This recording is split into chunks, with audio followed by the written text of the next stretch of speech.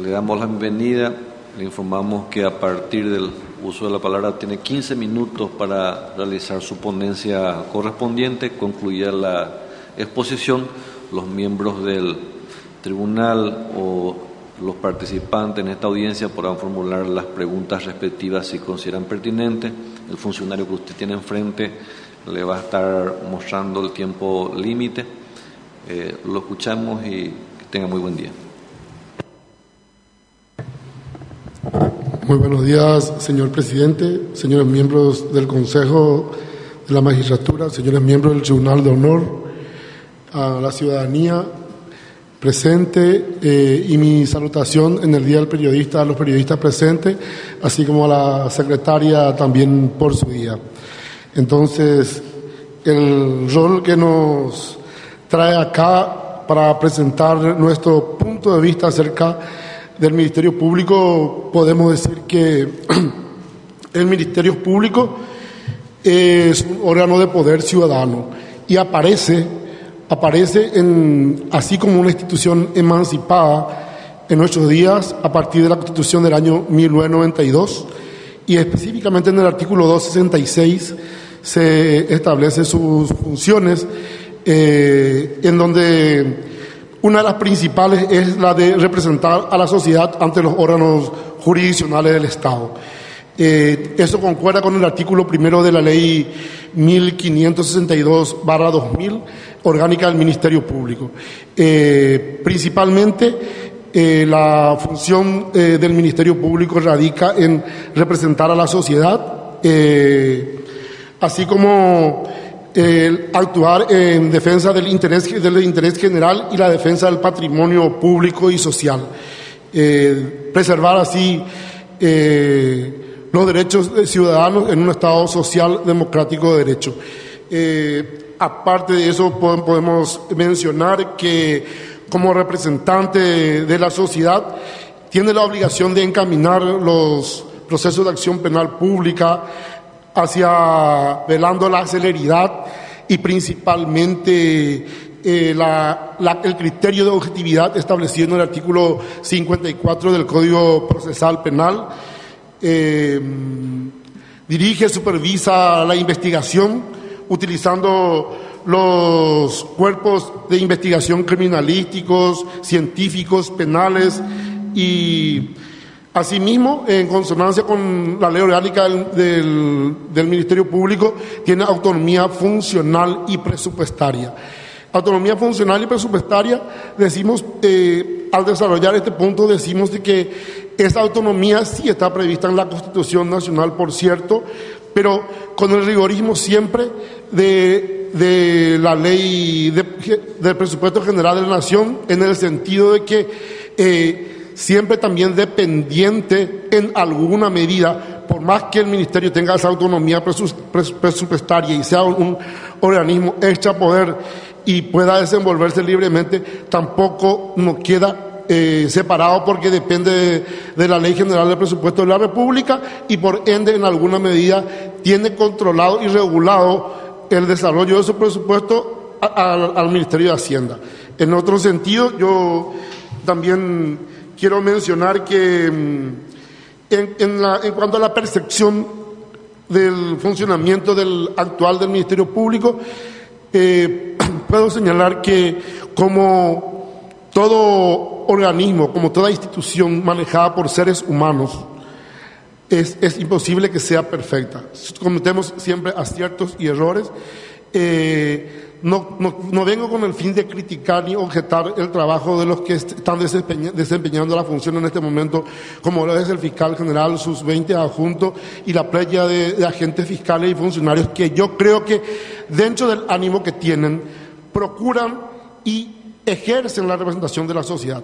Ahora, todos tenemos aciertos y errores, como dije, y esa situación la vamos a conllevar siempre, seguramente que ellos desplegan el mayor de sus esfuerzos para poder representar dignamente a la sociedad y defender los intereses de la sociedad en general, precautelando, ¿verdad?, la vigencia de la libertad y en un Estado social de derecho. En cuanto a la autonomía, como dije, está establecida en la Constitución Nacional en el 266 y también en el artículo 1 de la Ley 1562, orgánica del Ministerio Público.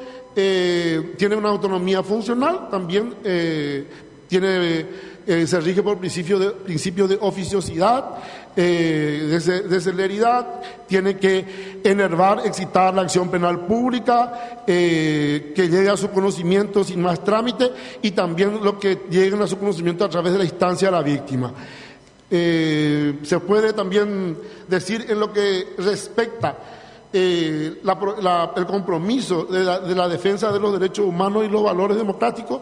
Principalmente yo creo que el representante de la sociedad, el fiscal general del Estado, tiene que estar imbuido de principios democráticos que puedan ejercer y desarrollar, primero en la lucha por la libertad del ciudadano, garantizarle el debido proceso en todos los procesos que se desarrollen hacia las personas, respetando la dignidad humana y por sobre todas las cosas posicionando en primer lugar la condición de ser humano que corresponde, ¿verdad? Asistir, defender y respetarla, y hacerla respetar, siempre respetando la condición de procesado y víctima, precautelando los derechos de ambos en las esferas, en el desarrollo de los procesos. Es todo lo que puedo mencionar, señor presidente, señores miembros del Tribunal de Honor. Muchas gracias. Muchas gracias, doctora Amarilla. Tiene la palabra los señores miembros del Tribunal de Honor en caso de que quieran formular alguna consulta al postulante. Tiene la palabra el doctor Rodolfo Gil Baleari. Quiero preguntar al expositor, ¿qué opinión le merece nuestro actual Código Penal? Bueno, tenemos que entender, mi querido doctor, que nosotros tuvimos un Código Penal me pregunto. El Código Penal, tuvimos un Código Penal de 100 años de vigencia, que fue reformada en el 98 a instancia de la reforma de la Constitución Nacional del año 92, que cambia el rumbo y el sentido de lo que es el sistema penal paraguayo, con la vigencia de los artículos consagrados principalmente desde su preámbulo hasta el 19, en donde se establecen, ¿verdad?, las garantías y los derechos procesales, y principalmente en el 17. Eso hace que cambie el Código Penal, se readecue a este sistema, a este nuevo tiempo, a este sistema en donde cambió ese sistema inquisitivo y pasa a precautelarse y pasa a ser el hombre el centro de la cuestión. Entonces, yo creo que el Código Penal, con sus aciertos y errores, está precautelando los derechos del ciudadano, se asegura establecer las figuras penales, y que hace eso, hace posible que a través del establecimiento de las figuras penales se pueda tener un Estado de Derecho bien definido, una taxatividad bien definida. Entonces, en mi opinión, cumple con los reglamentos básicos que se necesita para llevar adelante los procesos penales. Debo entender entonces que se adecua a la idiosincrasia del pueblo paraguayo. ¿Cómo dijo? ¿Se adecua a la idiosincrasia, a la manera de ser del pueblo paraguayo? Sí, si bien es cierto que no se adecua en forma completa e íntegra, porque es la copia y recopilación tanto del Código Penal alemán como el de Costa Rica y otras circunstancias, y fueron metidas algunas figuras creadas aquí en el Paraguay, por ejemplo el tema del abigeato, que gracias a Dios hoy se reguló y se alineó, porque en un momento dado era más importante que la vida que la intimidad de una niña, el abigeato, y solamente por organismos poderosos trataron de imponer e incrustar con una pena exagerada y desmedida. Yo creo que toda legislación penal, mi querido doctor, tiene sus aciertos y desaciertos, va a tener sus críticas y sus aciertos.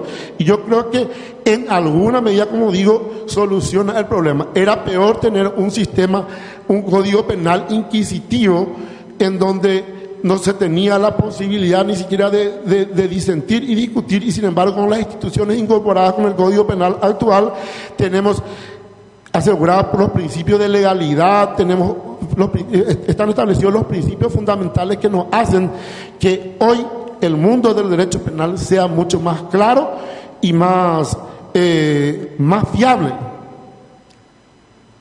¿Qué opinión le merece la imposición de medidas sustitutivas a la prisión? Es una figura... Después voy a ampliar Muy bien. voy a exponer mi punto de vista. Perfecto, profesor. Las medidas sustitutivas a la prisión, por cierto, si es una figura creada y establecida en este nuevo sistema, yo creo que en alguna medida, es mi percepción personal y mi punto de vista, creo que si se aplica en forma, si se aplica en forma, va a ser la solución. Va a ser la solución para tratar de eliminar los hacinamientos en las cárceles de la República. Solamente que acá se establece la figura, pero al mismo tiempo de establecerla, se la restringe inmisericordiamente hasta tal punto que las medidas prácticamente hoy en día son figuras. Los jueces no la aplican porque se restringe en forma exagerada la posibilidad de otorgar esa institución. Entonces, si es que esto se mirara desde otra concepción, si los parlamentarios miraran desde otra concepción y lo dieran con más fuerza y más vigor la aplicación de esta institución, yo creo que las cárceles, nuestras penitenciarías, iban a estar mucho menos hacinadas de las que están hoy. Usted dijo, doctor, si se aplicara en forma, y eso es lo que me preocupa, que en mi opinión personal no se aplica en forma. A diario leemos que un motochorro con prisión domiciliaria acaba de asesinar a una estudiante o acaba de asaltar o esto y aquello. Quiere decir que no hay un control, ¿verdad?, de la disposición judicial que otorga esas medidas. ¿Qué papel debe cumplir ahí el fiscal de la causa? Bajo el mandato imperativo, desde luego, del fiscal general del Estado. ¿Qué instrucciones usted daría a sus fiscales para que controle este asunto? Yo más que pensar en un control por parte de mis agentes fiscales hacia todos los procesados que tienen en su control, más que pedirle a la policía un control aleatorio por las cárceles, por las casas de todos los procesados con arresto domiciliario, yo buscaría plantear un proyecto de ley en el Parlamento donde se establezcan las pulseras de detección, de ubicación de personas, sean en alguna medida, o los chips, que hoy son sistemas informáticos que nos regulan y nos establecen exactamente dónde está y podemos ubicar a ese ciudadano que viola la ley. Porque es imposible que estemos controlando a todos los agresores de la ley en su casa o en la ubicación donde ellos se encuentren. Es casi imposible eso, mi querido doctor. Muchas gracias. Tiene la palabra el doctor Luis Fernando Sosa Centurión. Bien, cuando estaba relatando sobre las funciones que corresponden a la Fiscalía General del Estado, usted mencionó concepto de patrimonio público y social. ¿Cuál es la concepción de ese enunciado? ¿Cuál es el concepto a desarrollar en ese enunciado? Principalmente el término patrimonio, es lo que me interesa. Sí. Buen día, querido profesor, maestro, voy a decirle, porque fue mi profesor en la facultad y uno de los más brillantes profesores. Un placer de volver a saludarle hoy. Patrimonio público y social. ¿Por qué hablamos de patrimonio público y social? Es el patrimonio del Estado y de la sociedad en general. Por eso hablamos defender el patrimonio público. Ahí estamos defendiendo, y social, estamos defendiendo el patrimonio del Estado de su condición de persona jurídica, y cuando hablamos de social estamos hablando de los intereses difusos, de los derechos de los pueblos indígenas, de los derechos de la sociedad en general. Eso es lo que quise expresar con esa expresión, mi querido profesor. Sí.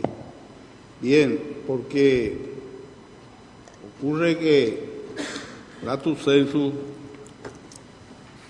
hay una institución, la Procuraduría General de la República, cuya función específica es el cuidado del patrimonio público. Sí, comprenderá cuál es mi preocupación, ¿verdad? Sí, si bien es cierto que está la Procuraduría. Y no, le digo más, que usted está remitiéndose a la ley 1562 del 2000. Sí. Mientras que una disposición constitucional siempre va a tener prevalencia. Claro. Correcto, profesor. Pero se entenderá que el objetivo y la misión principalmente era hablar desde el punto de vista del debido proceso y de precautelar esos intereses en el ámbito del proceso penal, no en preservar como situación directa, que era función de la Procuraduría. No entiendo su preocupación en hacerme entender que no tengo que confundir una institución con la otra. No, es más, mi preocupación como persona cuya vida ha tenido prevalencia en la académica, en la Facultad de Derecho, va cuando tiende a conculcarse derechos sociales. Porque los que tienen manifestaciones públicas respecto a los derechos sociales no están dentro de una posible excepción de conciencia, van directamente a una tipificación penal. Correcto. Y para esos casos tendríamos que callarnos siempre todos. Y viene la gran pregunta, que hoy nos encuentra el doctor Enrique Sosa Liceche, propender a un Estado con justicia, no solamente de derecho, sino un Estado de justicia. Porque hay muchos derechos consagrados por leyes que no precisamente son justas. Claro. Esa era mi preocupación, por eso le formulé esa pregunta. Correcto, y por sobre todas las cosas, creo que el fiscal general tiene que ser un luchador por la libertad y por el Estado de justicia. Y por eso dije que esa función está perfectamente señalada en el Código Procesal Penal, en el 54, en el criterio de objetividad, prueba de cargo y descargo. No solamente la función es función policíaca de persecución, sino también de buscar las pruebas de descargo, de tratar de defender los derechos del ciudadano, respetando lo que dice la Constitución Nacional y los tratados y convenios de acuerdos internacionales ratificados por nuestra República. Pero en una propedéutica ya jurídica, el perfil de la personalidad de los valores y de la honestidad del fiscal general del Estado, ¿cómo usted estaría considerando?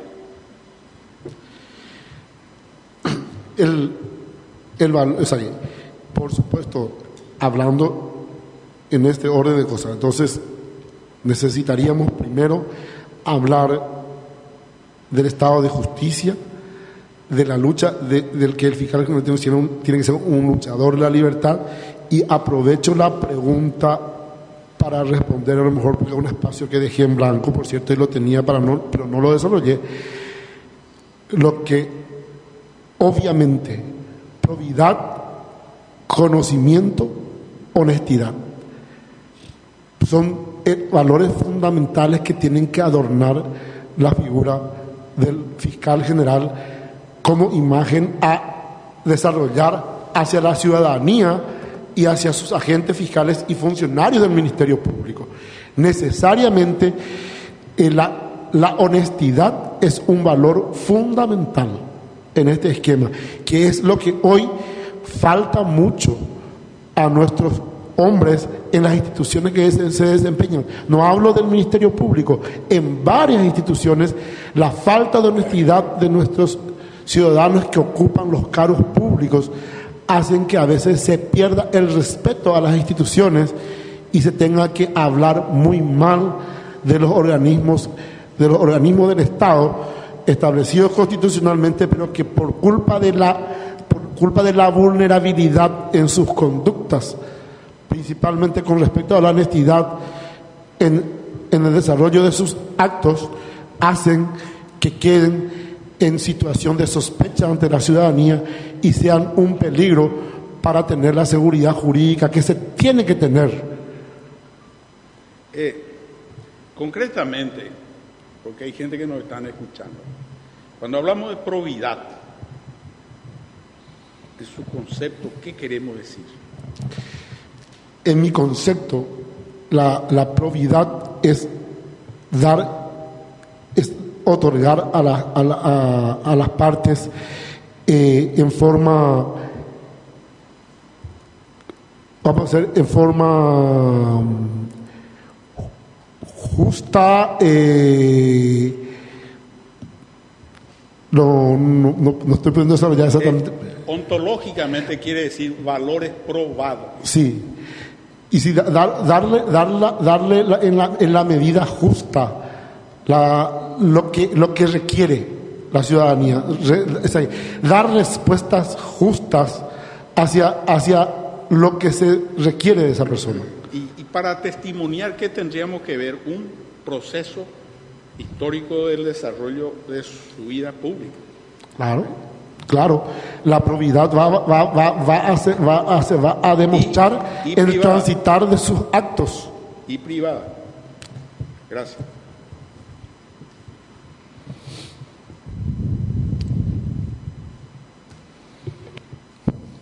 Muy bien, muchas gracias. ¿Algún otro miembro del tribunal quiere hacer una pregunta, consulta? El doctor Pérez Ascona tiene la palabra.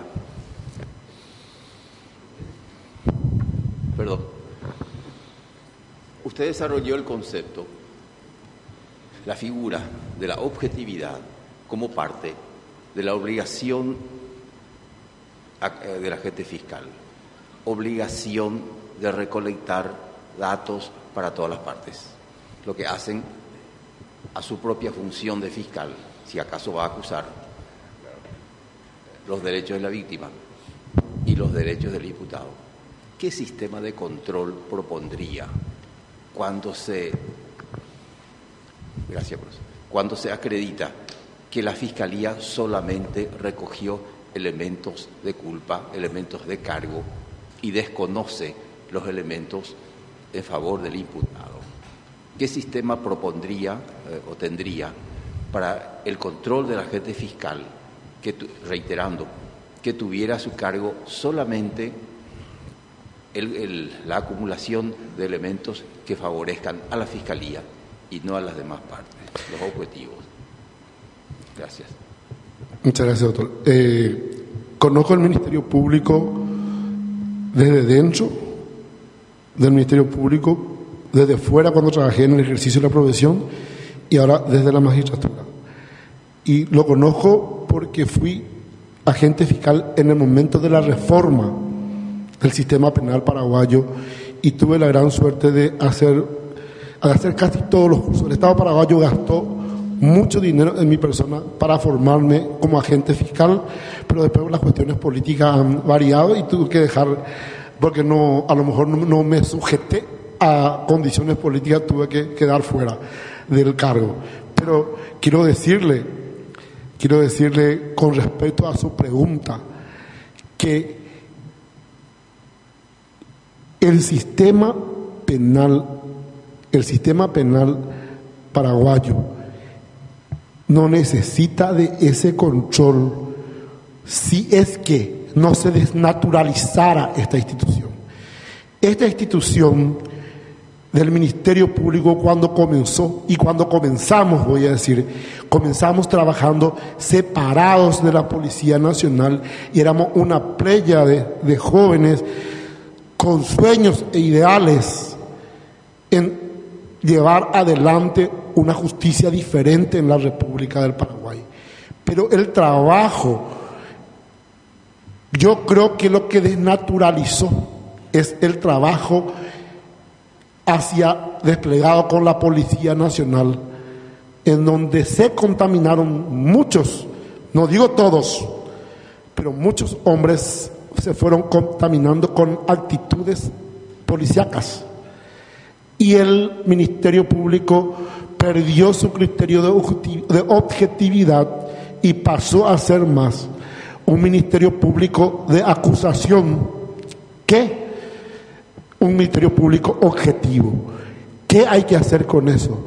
Hay que volver a trabajar sobre los valores y principalmente hacer notar a los agentes fiscales, que son representantes de la sociedad y que se les impone por ley ese criterio de objetividad.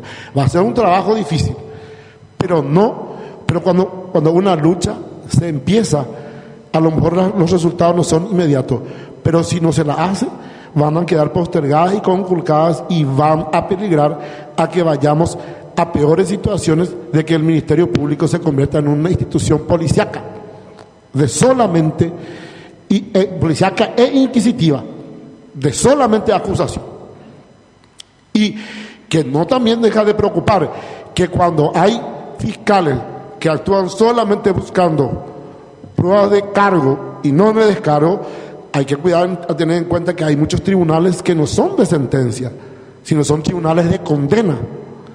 Pero una política directa de favorecer y dar respuesta hacia el Estado paraguayo, y se condenan a inocentes, inclusive, mi querido profesor.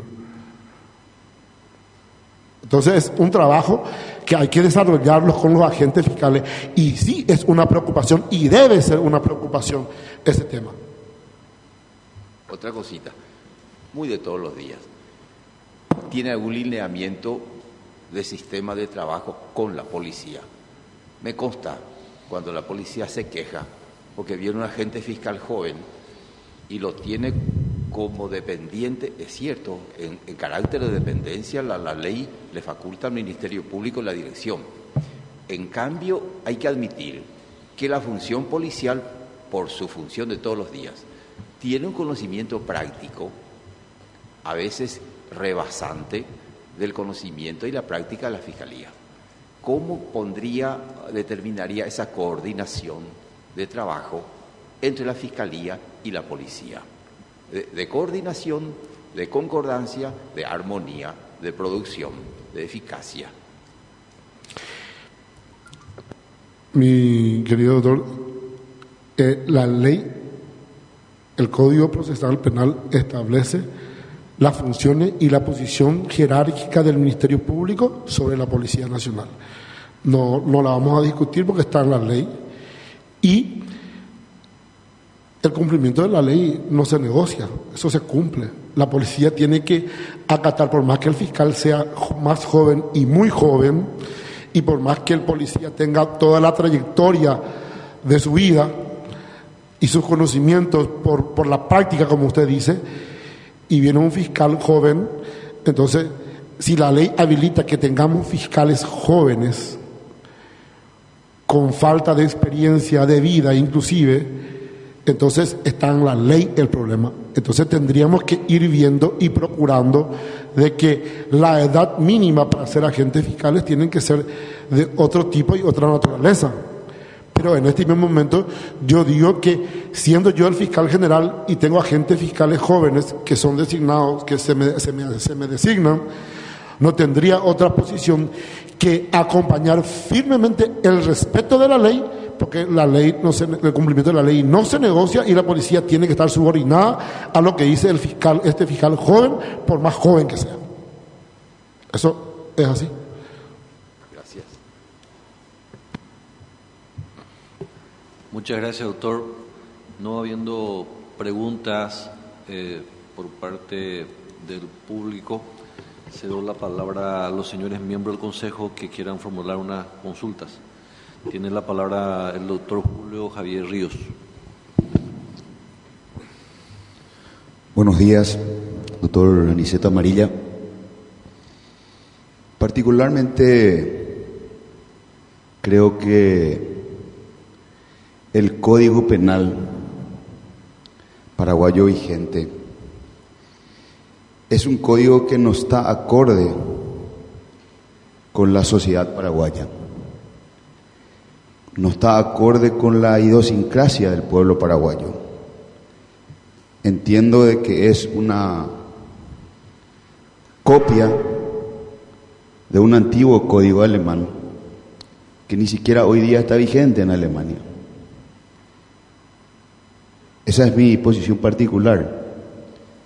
Usted habló ante la consulta sobre el tema de que el Código Penal tiene aciertos y desaciertos. Me gustaría saber cuáles son esos desaciertos que hay en el Código Penal vigente en nuestro país. No. Señor diputado, establecer los desaciertos puntualmente serían difíciles. Son 323 artículos, de los cuales algunas figuras de las 323 figuras penales a lo mejor no cumplen específicamente, no desarrollan un tipo penal que deba ser sancionado. Y en su parte general, en cuanto a las instituciones desarrolladas, sí, mal o bien, ustedes podrían decir de que es una copia del Código Penal alemán o traído de otra situación, pero es el código que tenemos vigente y que tiene que aplicarse hoy en día. Y tiene en sus condiciones básicas, en la parte general, cuando hablamos de principios de legalidad, de proporcionalidad, de prevención, cuando se establecen las penas y las medidas, su doble vía, cuando establecemos y hablamos de crímenes y delitos, tiene el Código Penal sus cosas, sus aciertos, como dije, porque es un Código Penal adaptado en alguna medida a esta Constitución del año 92, que es totalmente democrática, que consagra un Estado democrático y social de derecho, a diferencia de una Constitución del 67, una Constitución que tenía otro tiempo y un Código Penal anterior que era totalmente inquisitivo. O sea que mejoramos.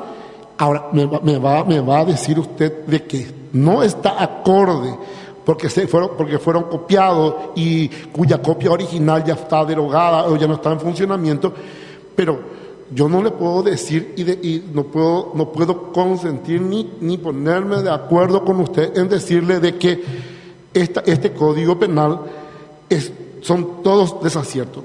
Tiene sus desaciertos, pero en reglas generales, mi querido diputado, cumple la función y mucho mejor que el Código Penal anterior. Si me permite, presidente. Doctor Amarilla, indiscutiblemente las leyes vigentes en el país tienen que ser aplicados y todos los que estamos en el Paraguay tenemos que respetar las leyes. Nadie discute eso. Su crítica es libre. Simplemente yo le pido, y volvió a hablar usted de aciertos y desaciertos. No le pido varios, le pido un desacierto del Código Penal actual. Bueno, un desacierto así que en la que tendríamos que enfocar, diría no un desacierto, una laguna, porque tenemos establecido la doble vía, las penas y medidas. las penas de medida. Sin embargo, el sistema penal moderno ya habla de la mediación como otra vía. Y es a lo mejor una de las lagunas que tiene este sistema penal, mirando en consonancia al tiempo moderno. Ahora, usted me pide un desacierto directo del Código Penal. Tal vez yo diga, se subsanó, se arregló las medidas de seguridad con respecto a crímenes, la medida de seguridad de hasta 10 años con respecto a crímenes de lesa humanidad como los secuestros, ¿verdad? Son críticas. La pena máxima de 30 años, la posibilidad de no aplicar penas mayores de 30 años, no sumar las penas, no hacer penas sumativas como tienen otros estados, aunque se dice que por las penas y por las sanciones no cambiamos el rumbo de la sociedad, pero sin embargo a veces eso hace que la delincuencia sea controlada. Entonces, ¿qué? La falta de una aplicación de penas, de sumatorias de penas, cuando hay varios hechos punibles.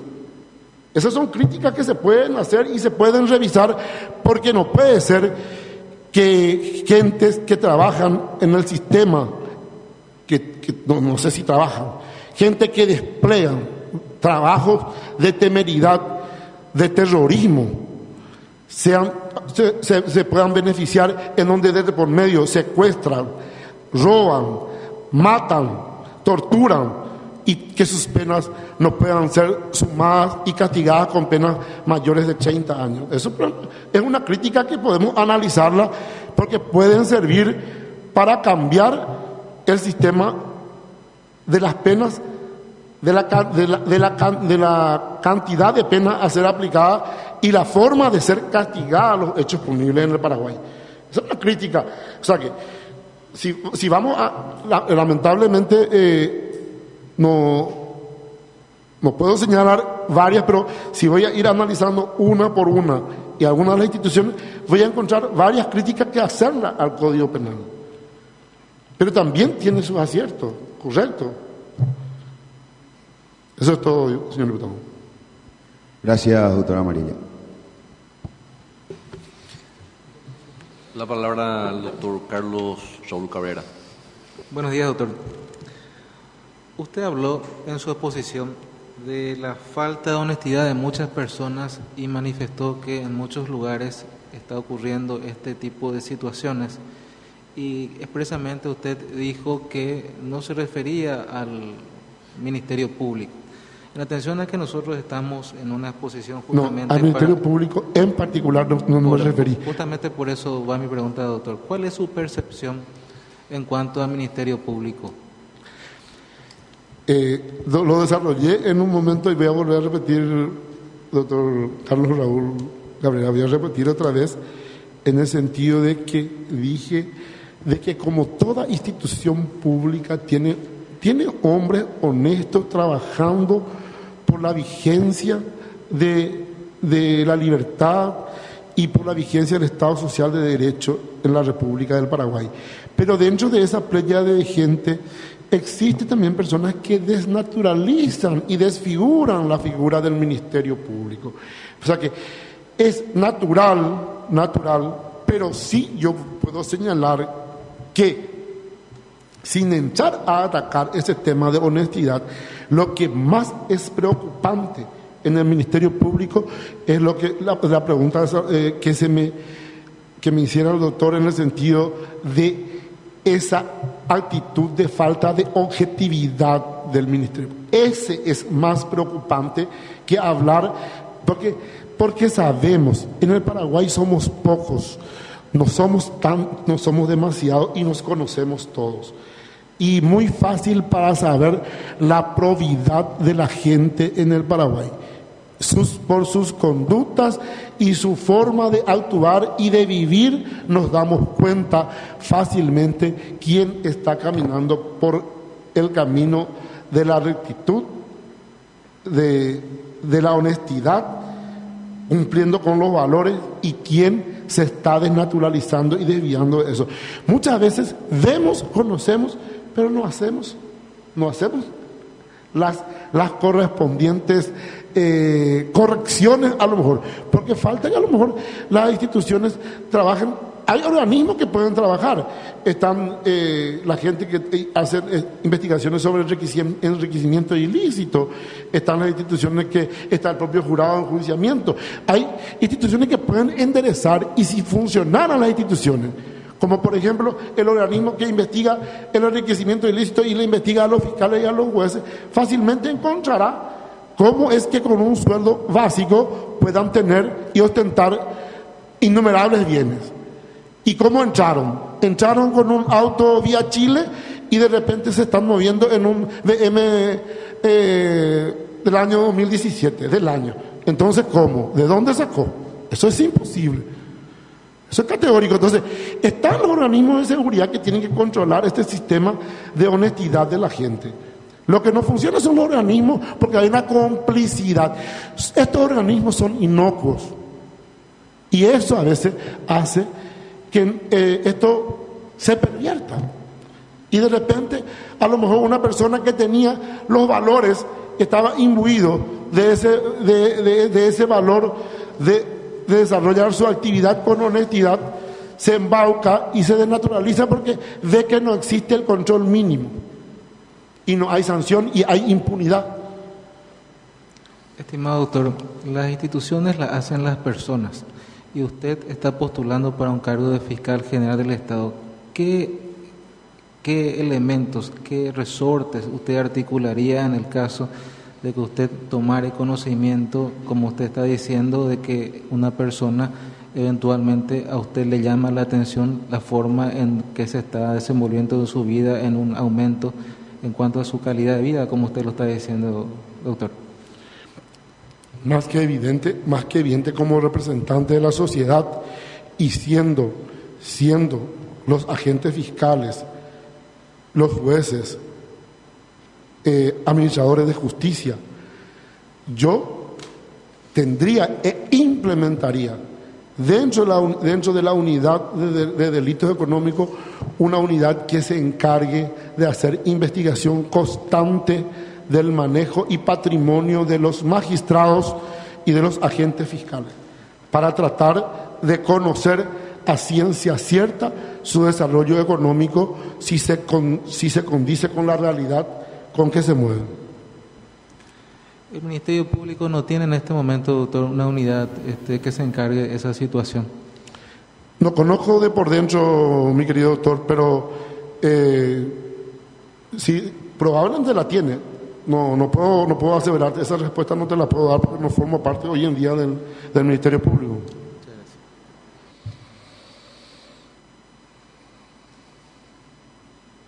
Gracias, doctor. Si bien nosotros ya cedimos la palabra a los miembros del Consejo, hemos recibido una consulta, los participantes a esta audiencia pública. En realidad son dos preguntas. La primera, y con el ánimo de que todos puedan formular y que las respuestas sean dadas por el postulante, entonces hacemos lugar a este pedido. La primera hace referencia a cómo usted piensa enfrentar la actual percepción ciudadana de que el fiscal general es absolutamente funcional al gobierno de turno. Bueno, es una aseveración que hacen con respecto al fiscal general actual. Esa es más o menos lo que desarrolló la última parte, ¿verdad?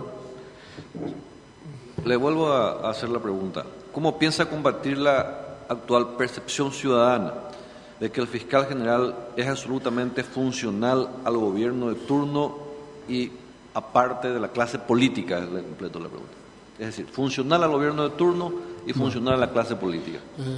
Bueno, Es una percepción personal de la persona que hace la pregunta. Yo no sé hasta qué circunstancia y qué condición el fiscal general ha de ser funcional. Perdón, doctor. Hace referencia a una percepción ciudadana. Ciudadana, sí.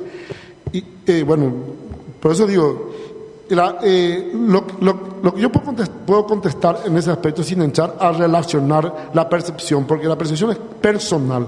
Yo no puedo estar de acuerdo con la pregunta que se me formula, pero contestaría yo, en caso de yo ser fiscal general, ¿cómo evitaría una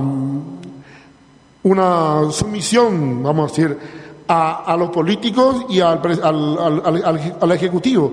Sencillamente es una cuestión de coraje, de decisión, de entender que nadie puede ejercer una presión, que ninguna otra institución puede ejercer una presión sobre esta institución, que es el Ministerio Público, que es un órgano extrapoder que está para controlar el cumplimiento del debido proceso y que no necesita sumirse a nadie. Por el contrario, tiene que entrar en iguales condiciones con los demás poderes, representantes de los demás poderes del Estado, a actuar con criterio de objetividad, como dije, sin mirar a quién. El criterio de objetividad que tiene que tener el fiscal general y sus agentes fiscales es sin mirar a quién. Hay que mirarlo al presidente de la República, a los diputados, senadores, como se le mira al ciudadano común, paraguayo de la calle. Es eso. Gracias, doctor. La siguiente pregunta. ¿Cómo piensa combatir la corrupción dentro de la Fiscalía, en especial de los agentes fiscales? Vuelvo a repetir, a mí tampoco me consta que eso sea así. Entonces, pero vuelvo a repetir, los hechos están, los organismos están. Y la pregunta del doctor Carlos Raúl hizo que respondieran a una medida: establecer un órgano, una unidad que esté controlando el actuar de los agentes fiscales, de los magistrados y de las personas que desarrollan funciones públicas, ¿verdad? Estableciendo un control en el sentido de que funcione en consonancia con la institución y organismo de investigación para saber el desarrollo económico y el patrimonio de la gente, de cómo se va acrecentando, y controlar los trabajos, porque a lo mejor también es fácil derivar y desviar el patrimonio con prestanombre y otras cosas. Está bien, pero entonces se puede llegar con una investigación y un control, se puede establecer los vínculos y demostrar. Eso va a ser el trabajo de esa unidad de investigación, en consonancia con los demás organismos que trabajan en ese mismo esquema, mi querido presidente. Gracias, doctor. Una tercera pregunta también que me hacen llegar del auditorio. ¿Cómo piensa combatir las constantes y permanentes ausencias de agentes fiscales en las audiencias fijadas dentro de las causas penales en el Poder Judicial, facilitando la morosidad para la culminación de los juicios penales? Bueno, ese es un tema administrativo. Bueno, perfecto. Implementaremos algunas medidas de control, de asistencia. Hay que ver que si esa asistencia no sean por acumulación de trabajo, por doble audiencia el mismo día y fecha. Uno no puede responder directamente que esa ausencia se deba a negligencia o en absoluta falta de responsabilidad del agente fiscal, porque tenemos que entender que el movimiento de cada unidad fiscal es complicada, y entonces hay que analizar y ver si exactamente cuáles son los motivos y las razones por las que ese agente fiscal no está cumpliendo con las audiencias fijadas por los juzgados. Gracias, doctor. La siguiente pregunta hace referencia a hechos que últimamente se están publicando por los medios de prensa, específicamente a al diario ese color en fecha 23 de abril 2017, titulando "Camaristas sometidos a políticos blanquearon a cerebro de mega evasión". Desarrolla el artículo y hace referencia a una denuncia formulada por la Subsecretaría de Estado de Tributación que sobre producción de documentos públicos de contenido falso por $270 millones y que aparentemente favorecieron al contador Ignacio Urbieta. La consulta es, doctor, si usted lo toma esto como una consulta para aclararlo, lo toma como una denuncia en todo caso. Si lo toma como una denuncia en particular, usted tiene el derecho a solicitar el aplazamiento de la respuesta en esta consulta en particular, o en su efecto tiene también el derecho de responder si así lo considera pertinente. Quiero responderlo, señor presidente.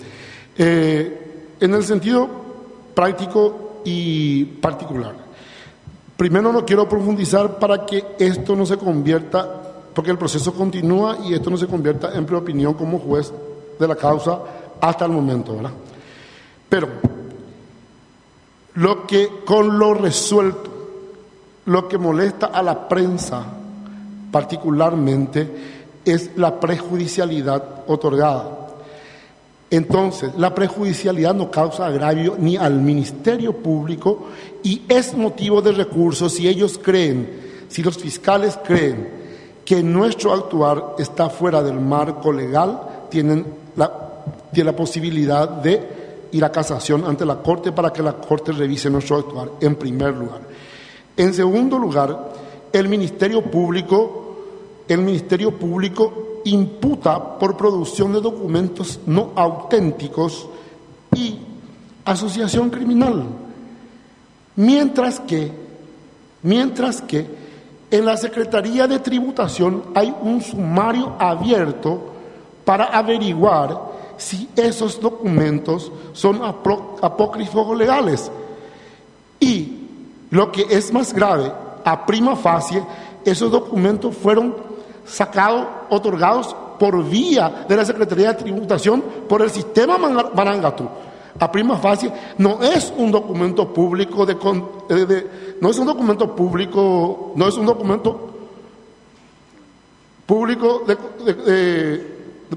producción de documento público, sino que de prima facie es el artículo, no es el 246, es el 251, es producción de documento público de contenido falso, producción mediata de documento público, el contenido es lo que es falso y la Fiscalía jamás imputó por ese hecho. ¿Qué es lo que pasaría con esto? Si esto se arrastraba hasta el final, el daño patrimonial, lo que estamos haciendo es precautelar el daño patrimonial al Estado, porque ellos no imputaron por evasión, mientras que dicen mega evasión, hablan los diarios, y no hay imputación por evasión, no hay imputación por documento público de contenido falso, hay imputación por producción de documento no auténtico y por asociación criminal, y la asociación criminal no puede ser libre, tiene que ser de una consecuencia de la otra. Entonces, es sencillo. Yo creo que la resolución emanada por la Sala Penal de la Cámara de Apelaciones, Sala Penal 2 de Alto Paraná, lo que ha hecho es procurar en alguna medida precautelar los intereses del Estado paraguayo en salvaguarda a eso y enderezar la investigación para encontrar el rumbo correcto, que una vez concluida la investigación en sede administrativa, que lo hace prejudicial, sean los agentes fiscales, enderecen su imputación y puedan imputar objetivamente y asegurar el resarcimiento al Estado paraguayo si es que hubiese evasión. Es lo que puedo manifestar. No sé si quedó claro, señor presidente. Gracias, doctor, por su respuesta. Con esto concluimos su participación, salvo que usted quiera agregar algo más. Es un momento. Si no es así, si no va a hacer uso de la palabra, perdón. Solamente agradecerle a los miembros del Consejo de la Magistratura, a los miembros del Tribunal de Honor, y reiterar mi felicitación a los periodistas en su día y a las secretarias que ejercen esa noble función. Muchas gracias, señor presidente. Gracias, doctor. Con esta participación del doctor Aniceto Amarilla concluimos las audiencias públicas de la fecha, en razón que el tercer postulante convocado ha presentado renuncia a su postulación. Nuevamente felicitar a los periodistas por su día y a las secretarias también por su día. Muy buenos días.